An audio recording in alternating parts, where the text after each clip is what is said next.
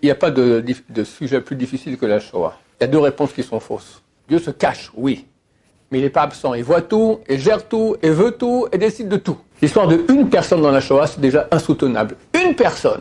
J'en parle, et je ne devrais même pas en parler, parce que comment oser parler d'une chose aussi choquante et terrible?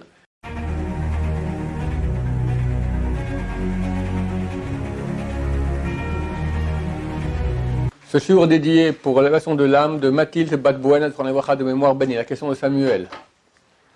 Pourquoi on dit que Hachem a laissé 6 millions de juifs mourir pendant la Shoah? Effectivement, il y a beaucoup de paroles de ce genre-là, que où était Hachem pendant la Shoah? Il a abandonné son peuple. Bon, il n'y a pas de sujet plus difficile que la Shoah. J'avais parlé à l'époque à des descendants de gens ashkénazes, qui ont vécu la Shoah. Tous les Ashkénazim ont vécu la Shoah. Si eux pas, leur famille proche, oui. Et il m'a dit, c'est un sujet dont on ne parle pas. Parce que même rappeler le sujet, déjà, ça hérisse les poils. Donc c'est un sujet extrêmement délicat. Mais il faut quand même en parler, parce qu'on ne peut pas rester comme ça sans aucune réponse. Il y a deux réponses qui sont fausses. Une qui dit, Dieu n'était pas là. Pourquoi c'est faux? Parce que ça n'existe pas une chose pareille. Il n'y a rien dans le monde et jamais dans l'histoire de moment ou d'endroit où il n'y a pas Hachem qui est présent et qui décide de tout, dans les moindres petits détails, de tout. À ce propos d'ailleurs, j'ouvre une parenthèse, Rachel n'a pas d'enfant, elle prie, à la fin il y a Yosef qui est né. Elle a appelé Yosef, qui Asaf Hachem et Herpati. Dieu a entré, a caché ma honte. J'avais pas d'enfant, et maintenant, j'en ai. Donc ma honte, elle part. Elle avait peur que si elle n'a pas d'enfant, son mari l'a répudié, elle devrait se marier avec Esav, elle avait honte de cela.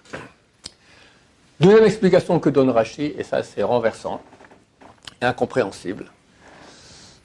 Tant qu'un enfant n'est pas né, dit Rashi, le sucre est tombé par terre, une fourchette a disparu, d'accord? Alors, qui est responsable? C'est la maîtresse de maison, la maman. Une fois que l'enfant est né, elle peut dire, c'est ton fils. Je ne comprends pas. Rachel, elle va appeler Yosef en disant que Dieu a caché ma honte. Que quoi? À cause d'une fourchette qui a disparu, à cause du sucre qui est tombé. Ça ne tient pas la route. C'est phénoménal. J'ai jamais compris. Et hier, Baruch Hashem, j'ai entendu quelqu'un qui a donné un tirou tout à fait vrai. Il a dit comme ça. Hachem, tout dépend de lui, absolument tout. Maintenant, étant donné que nous sommes dépendants de lui, qu'il nous donne tellement, il nous donne la vie, il nous donne la vue, il nous donne tout ce qu'il nous donne, même celui qui est handicapé, il donne, sans cesse. Donc, on le remercie pour tout. Le fait de le remercier pour les grandes choses pourrait cacher les remerciements pour les petites choses. Rachel, elle a remercié Hachem parce qu'elle a enfanté lui un enfant. Baruch Hachem, elle voulait tellement que pour voir qu'elle sorte de ses entrailles sorte une des 12 tribus. Yosef est appelé Bechor, l'aîné en plus. Fantastique. Mais aussi des petites choses. Il y a aussi la fourchette qui est tombée, il y a aussi le sucre qui est tombé. Ça fait partie aussi de toutes les choses pour lesquelles elle remercie Hachem. Pour les grandes choses et les petites choses. Pas que les petites choses. Je vais faire une parenthèse. Pourquoi j'en parle maintenant? Parce que il est impossible de dire que Dieu est absent dans quoi que ce soit. Dieu se cache, oui. Mais il n'est pas absent. Il voit tout, et gère tout, et veut tout, et décide de tout. Donc ça concerne aussi la Shoah. Dans ce cas-là, on a la deuxième réponse, qui est fausse aussi.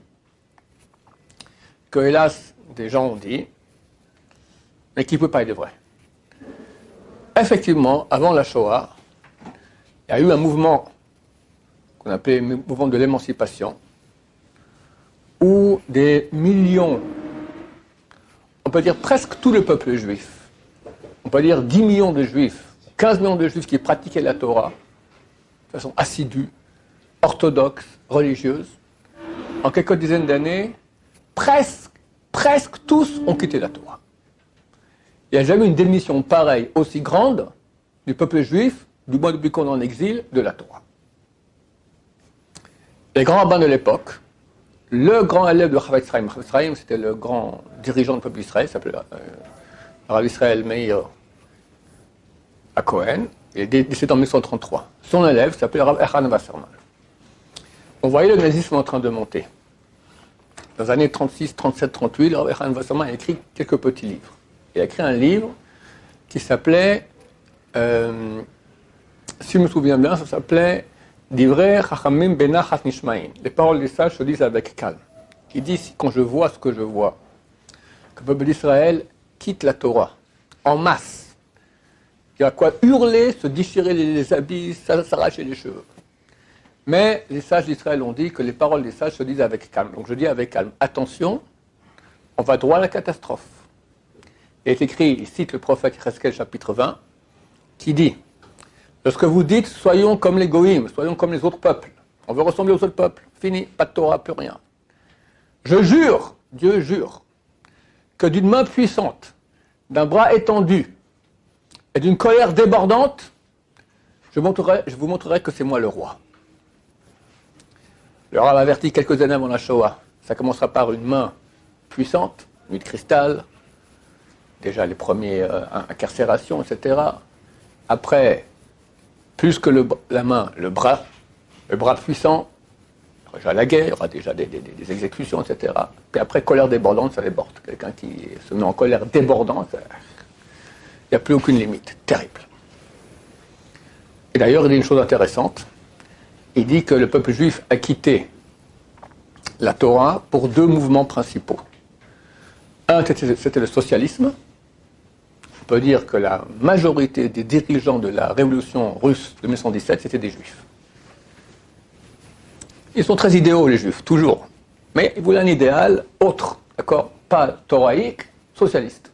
On ne croit pas en Dieu, l'égalité du peuple. Bon, aujourd'hui, on comprend que c'est parti en cacahuète. Même la grande Russie, la Russie rouge, d'accord? Un beau jour, le mur de Berlin est tombé, terminé, et puis c'est fini. Ils écoutent la même musique que nous écoutons, que les goïms écoutent, et ils sont devenus capitalistes comme tout le monde. C'est un rêve. Deuxième mouvement pour lequel les Juifs ont quitté la Torah, le sionisme athée. On va créer ici en terre d'Israël un État laïque en Israël. Alors, Echad Wasserman dit, Dieu va envoyer une épée vengeresse qui sera la communion de ces deux mouvements. Vous voulez quitter la Torah pour un nationalisme? Le sionisme, c'est un nationalisme. Et pour un socialisme, il y aura un national-socialisme. C'est quoi le national-socialisme? Le raccourci de national-socialisme, c'est nazi. Na de nationalisme, zi de socialisme. Dire que la Shoah est venue parce que le peuple d'Israël a quitté la Torah, c'est mal comporté, c'est intolérable aussi. On ne peut pas comprendre, parce que même en disant que c'est une révolte contre Dieu terrible, mais elle ne peut pas légitimer l'horreur et la souffrance de la Shoah. L'histoire d'une personne dans la Shoah, c'est déjà insoutenable. Une personne. Et là, c'est 6 millions, plus les autres qui l'ont survécu, que d'habitude, ils sont touchés à vie. Touchés à vie. J'ai connu dans mes séminaires, 3 fois, j'ai eu des personnes qui ont vécu la Shoah. Non, sa femme m'a dit, toutes les nuits se réveillent en hurlant. Toutes les nuits. C'est une vie, ça. On ne peut pas dire, parce qu'on s'est mal comporté, alors Dieu a pris ses enfants, les a mis dans les fours pour les brûler. Ça ne tient pas la route. Alors, d'un côté, dire qu'il y a le choix comme ça, on ne sait pas pourquoi, et puis la vie continue, c'est intolérable. On ne peut pas couper avant, couper après, racoler les bouts, et voilà, la vie continue, 6 millions de Juifs sont morts, le reste souffre terriblement, et la vie continue. On ne peut pas dire non plus que c'est le résultat du mauvais comportement du peuple d'Israël. La réponse, à mon avis, qui est la plus juste, est la suivante. La Shoah, ce n'est pas une raison qui l'a provoquée. C'est beaucoup, peut-être des milliers de raisons que nous ne connaissons pas. Il y a certainement, on peut dire même que c'est écrit quelque part, il faut comprendre qu'il y a un principe que Dieu a mis dans le monde qui est que d'abord ça ne va pas, après ça va. Lorsque Dieu crée le monde, d'abord il y a l'obscurité, il y a eu le soir, il y a eu le matin. D'abord il y a l'obscurité, après il y a le jour. Comme dit le Maharal de Prague, la graine, quand on la met dans la terre, elle pourrit. D'abord, il y a pourriture. Après, ça se met à pousser, la plante, elle peut faire un arbre extraordinaire. L'homme, l'être humain, il naît mauvais. Contrairement à ce que disait Jean-Jacques Rousseau, que l'homme naissait bien, c'est la société qui le gâtait, nous on dit exactement le contraire. L'homme, il naît mauvais. Le petach hatatrovetz, qui lève, yeser l'abdam ramineurav, c'est marqué 2 fois dans la Torah, que dès qu'il naît, il est mauvais. Et après, on va l'éduquer, il devient bien plus un grand sadique. Mais aucun grand sadique est né de sadique. Aucun. Il est né un enfant terrible. Heureusement qu'ils sont mignons. Si les enfants n'étaient pas mignons, ça aurait été terrible. Ah, ils sont mignons, alors on comprend les enfants et on supporte en silence leur non-éducation. Mais c'est un principe que Dieu a voulu dans le monde. D'abord, il y a le mal, il y a le désordre, il y a le contraire de ce qu'Hachem veut, et après vient le bien. C'est clair que nous trouvons maintenant, à quelques semaines ou mois, j'ose pas dire années, mais je pense mois, de l'époque messianique. Après la Shoah, il y a eu un retour en terre d'Israël, la création de l'État, qui bien qu'était un État laïque, s'est battu contre la Torah, néanmoins ici il y a un monde de Torah énorme qui a pu grandir, envers et contre toutes les actions de l'État qui voulaient empêcher cela.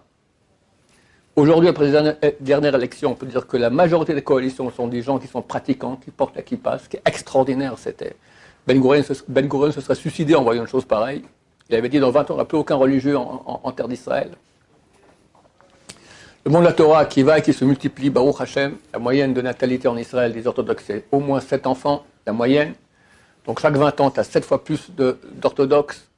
Et des millions qui font tchouva, des millions qui font tchouva. Parce qu'on n'a jamais eu ça de l'histoire. De jamais de l'histoire, on a eu autant de juifs qui ont fait tchouva. Il y a 50 ans, on ne connaissait pas un seul bal tchouva. Avant la Shoah, encore moins. Et dans toute l'histoire, il n'y en a pas beaucoup, on ne connaît pas. La seule fois où les Israéliens ont fait tchouva, c'était à Purim. Aman, il a dit, je tue tout le monde en un jour, ils ont fait tchouva. C'est une tchouva qui était sous la menace de mort. Mais une tchouva volontaire, comme il y a aujourd'hui, par amour de la Torah, par amour du bien, par amour de Dieu. Il n'y a jamais de l'histoire. Donc, il n'y a jamais rien pour rien. Chacun qui a fait tchouva réfléchira sur lui-même, fera une introspection et verra qu'il a été pris par Dieu. Tout à coup, j'ai un élève ici, il était mannequin. Et après, il devait être acteur. Il est en train de faire un film pour Cannes. Il avait des grandes chances de gagner le grand concours à Cannes. Et un beau jour, il tape sur Internet, Maya, il va voir sur les Mayas. Ça tombe Shaya, Ron Shaya. Bon, il refait Maya, et ça tombe de nouveau Shaya. Bon, il a regardé le cours, il a aimé, il regarde un deuxième cours. Aujourd'hui, c'est un de nos meilleurs avachim ici à la Yeshiva. D'accord? Et chacun de nous, Hachem l'a pris, tic, comme ça, hop, je vais faire moi-même, tout ça. C'est certain que Dieu nous a aidés énormément. Grâce à quoi? Il n'y a rien de gratuit. C'est clair qu'une souffrance comme la Shoah, elle annonce un bien énorme. L'époque messianique, on ne peut pas imaginer ce que c'est. Ça va être phénoménal. Il n'y a jamais quelqu'un qui va naître, il naît en souffrance. La mère, elle hurle. Il n'y a pas plus grande souffrance que ça qu'à d'être une femme qui doit accoucher. On parle des souffrances d'accouchement du Messie. C'est clair que la Shoah fait partie totale des souffrances de l'accouchement du Messie. Il est écrit à la fin de Daniel, au début du dernier chapitre de Daniel, qu'avant la Géoula, il y aura un malheur terrible qui va toucher le peuple d'Israël, comme il n'y aurait jamais eu durant toute l'histoire. Et seulement ceux qui sont notés dans le livre seront sauvés. On a vu dans la Shoah des gens qui, on ne savait pas, lui était sauvé, lui pas, lui, c'est complètement anormal. Donc il est clair qu'une des raisons, parmi les centaines, voire milliers de raisons qui ont provoqué la Shoah, était le fait que nous arrivons maintenant à une époque extraordinaire, inimaginable. On ne peut pas rêver à quelque chose d'aussi grand sans passer par des souffrances auparavant. Juste pour vous évoquer un peu, on ne sait pas ce que c'est. D'après beaucoup de commentateurs, l'époque messianique est déjà appelée Olam Haba. On ne sait pas à quel point ça sera un bonheur extraordinaire. J'ai vu une petite explication du Lechem. Lechem, c'est le grand-père du Rav Eliashiv. Rav Eliashiv est le plus grand décisionnaire ashkénaze de notre génération, décédé il y a quelques années. Son grand-père était le plus grand kabbaliste ashkénaze des derniers siècles. Et j'ai vu dernièrement, il écrit qu'on peut pas, personne ne sait ce que c'est Olam Haba. Alors il dit il y a plusieurs niveaux. Le niveau le plus bas sera à l'époque messianique ici. Il dit il y aura une jouissance de bonheur tellement grande. Il dit aujourd'hui, toute la jouissance est une chose qui est spirituelle, d'accord? Mais Dieu met que la jouissance passe par un organe. Par exemple, on va parler de la langue. D'accord? Alors, la jouissance de la nourriture passe par la langue. Dès que la chose qui est spirituelle, ça passe par la langue et après. Il dit qu'à l'époque messianique, il n'y aura plus besoin du corps. Il y aura un corps, mais un corps de lumière. Et on va jouir pas par la langue, le corps entier. Il y aura quelqu'un, il aime bien, moi, du coca, d'accord, il aime bien un sushi, d'accord, un plat qu'il aime beaucoup. Tout le corps sent le sushi. Et pas besoin de passer par la langue. Il aime pour tous les plaisirs. Il y aura un dévoilement de Dieu extraordinaire. Il est écrit qu'à ce moment, notre bouche va se remplir de rire quand on comprendra le sens des souffrances qu'il y a eu. Évidemment, ça inclut aussi la Shoah. Donc, ma réponse est la suivante. Pas une raison à provoquer la Shoah, plusieurs raisons. Parmi ces raisons, et voire peut-être des centaines ou milliers de raisons, il y a la démission du peuple juif avant la Shoah. Et je dirais peut-être autrement, je vais dire comme ça. Je vais dire, ce n'est pas à cause des péchés qu'il y a eu la Shoah, c'est à cause des péchés qu'il n'y a pas eu la protection. Le peuple d'Israël, il vit parmi des non-juifs qui veulent leur fin. Ça fait 2000 ans, 2500 ans, qu'à chaque génération, comme on dit le soir de Pessah, quelqu'un se lève pour, dans un programme politique, la fin du peuple d'Israël. Ça a toujours existé, il y a toujours eu. Et Dieu nous protège. Mais il nous protège grâce à quoi? Grâce à la Torah que nous pratiquons, que nous étudions. Quand une grande démission, alors on vient à la situation naturelle où Dieu aimerait nous protéger, mais il ne peut pas. Il y a toutes les protections qu'il nous demandait de faire, on ne les fait pas. Donc, on a été la proie des ennemis qui voulaient notre fin. Autre raison qu'on provoquait la Shoah, comme j'ai dit, l'annonce de l'époque messianique. Et certainement encore beaucoup d'autres raisons que nous ne connaissons pas. On n'est pas le bon Dieu. Alors, on va dire des centaines de raisons ont provoqué la Shoah. La grande majorité nous est absolument inconnue. Certaines raisons, on peut essayer de comprendre. Et on ne sait pas dans quelle mesure elles ont, quel pourcentage parmi les raisons.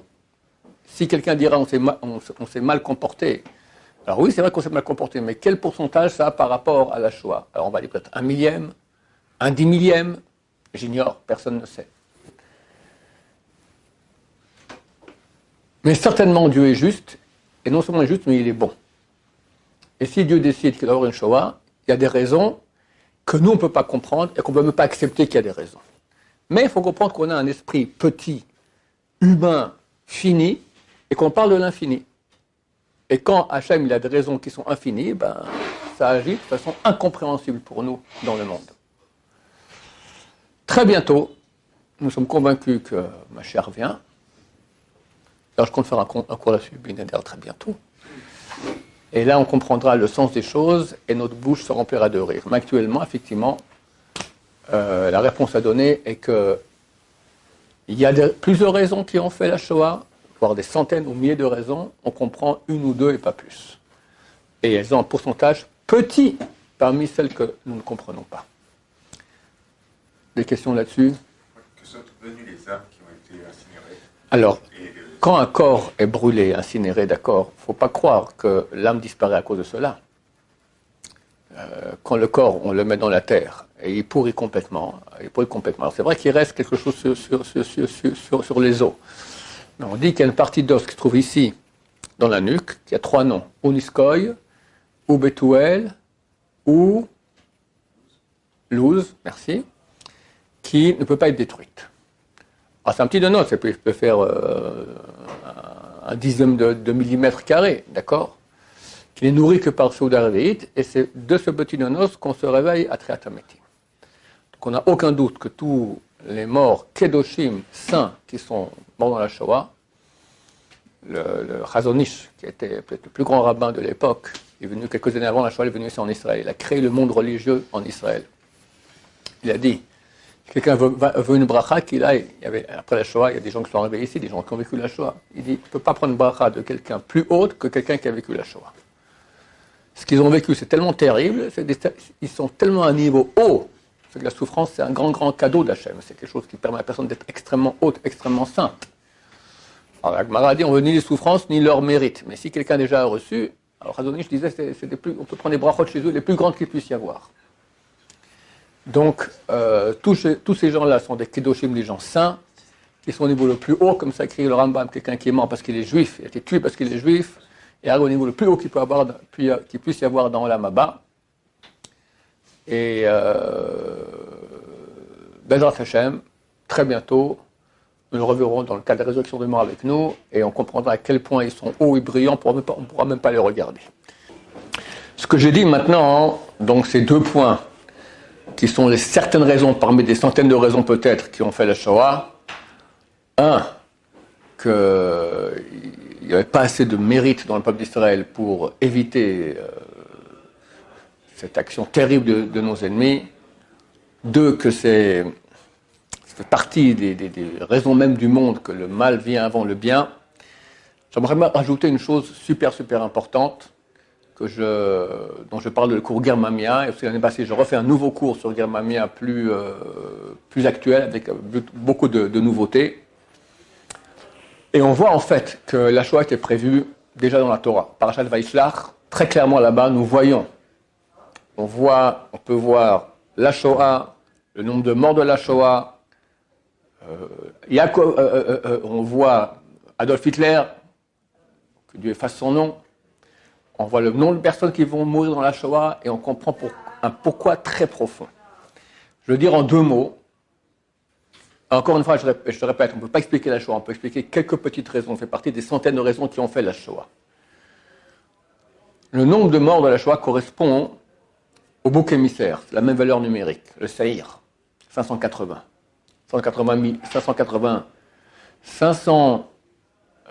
5 800 000 morts de la Shoah, c'est le chiffre exact de l'Institut de la Shoah américain.